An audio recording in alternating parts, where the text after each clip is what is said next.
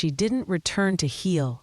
She returned to confess a thought that terrified even herself. Her eyes were red, not from crying, from sleepless nights. That night, I didn't just want to end myself. 1 week later, at the same hour she always chose, the door of my office opened quietly again. Her face, despite all her usual tiredness, this time had something else too, as if she had fought with herself just to come today. Her eyes were slightly red, not from fresh crying, from lack of sleep. She hesitated before sitting down, as if, from the very first second, she was either going to confess something or run away from it. When she sat, her hands didn't interlock like in the previous sessions. They fell onto her legs instead. Lifeless, like someone carrying something heavy and not knowing where to put it down. Softly, I said, "Welcome, Nasim. Was it a hard week?" She smiled, a smile that looked more like pain than politeness. "Doctor, I don't know why I came. I honestly thought I wouldn't. But there's something that I haven't said for years." Her voice wasn't trembling. It was the tremble. I only nodded for her to continue.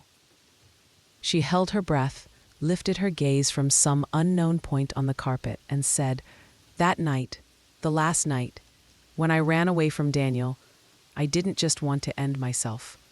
For the first time in 3 sessions, I felt she was truly afraid of her own words.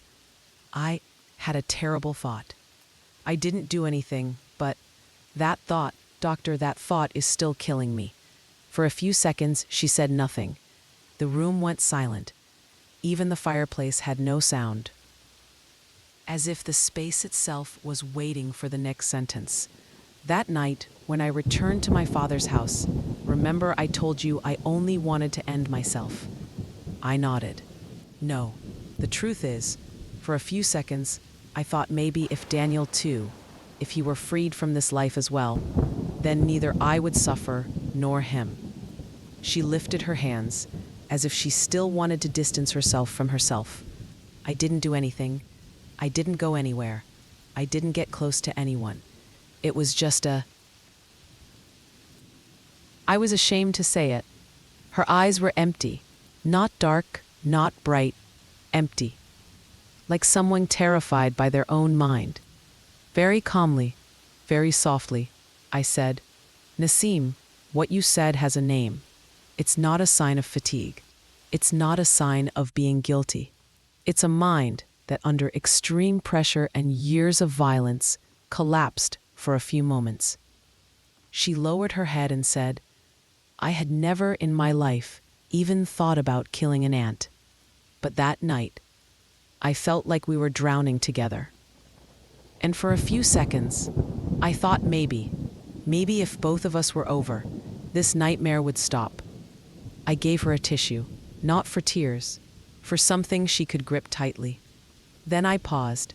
As always, I gave her time. A few minutes later, she continued quietly, "Doctor, I'm still afraid of myself." I said, "You're not afraid of yourself.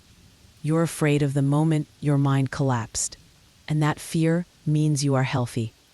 It means that wasn't you. It was a tire." Her eyes filled with tears. For the first time, her crying didn't look like surrender. It looked like release. Then I said, "Today, I want us to talk a little about that very moment, not for judgment, but so you understand why that thought came and why it no longer has power over you." She nodded. Her breath rose from her diaphragm, deep, calm, as if for the first time in 3 sessions, she had found a bit of air. And I explained, when you've lived for years in a cycle of abuse, the mind sometimes presents the wrong paths as emergency exits. This is not a choice. It's psychological pressure. And today we are opening exactly this so those nights won't return to your mind. With a quiet, whisper-like voice, she said, I thought if I said this, you wouldn't accept me anymore." I said, "This is not a room of judgment. This is a safe place. You had this thought because you survived. This room was built for that." She paused, looked. Doctor, there's one more thing. At that moment, briefly, I saw fear return to her body. Not the same fear as before. This one was of a different kind. I said, "Whenever you're ready, you can say it." She replied, "This one is not from Daniel. It's from my father's house." That was when I realized the third session was not just a confession. This was the beginning of a completely new layer of wounds, and I quietly closed my notebook. "All right, Nasim. Next session, we start from there."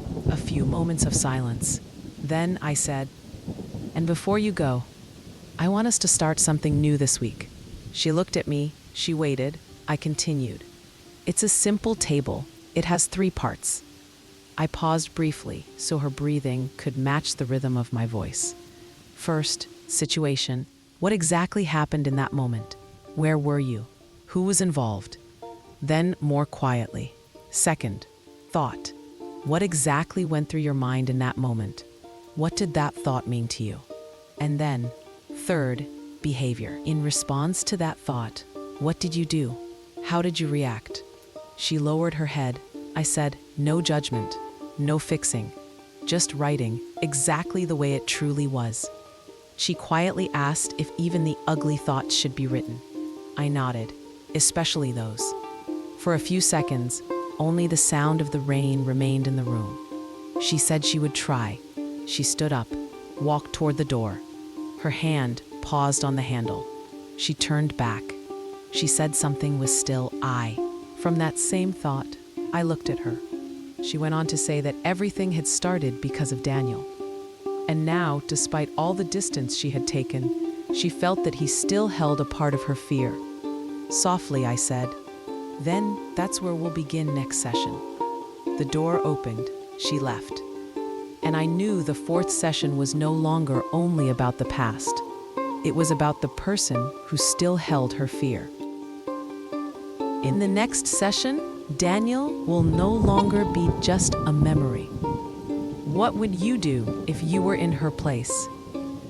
If you want to follow her story, subscribe.